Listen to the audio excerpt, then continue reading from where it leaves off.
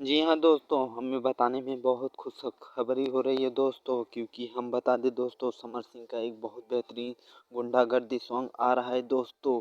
अगर अभी तक चैनल नहीं सब्सक्राइब किए हो तो कर लीजिए दोस्तों, क्योंकि हम भोजपुरी का हर न्यूज़ आपको कम से कम समय में बता देते हैं दोस्तों। इसी के साथ बता दें दोस्तों, जेल से छूटने के बाद समर सिंह बारात की गुंडई रोल में गाना निकाल रहे हैं दोस्तों। एक से एक बेहतरीन सॉन्ग निकाल रहे हैं दोस्तों।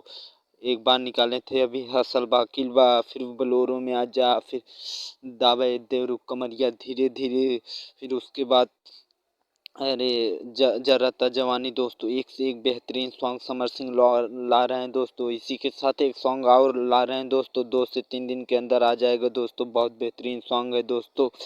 सरकार दोस्तों कुंडई सॉन्ग है दोस्तों। हमें पूरा उम्मीद है दोस्तों हमारा वीडियो आपको ज़रूर से ज़रूर अच्छा लगा होगा दोस्तों। इसी के साथ आप चैनल पे नए हो तो सब्सक्राइब, लाइक और कमेंट ज़रूर कर देना दोस्तों।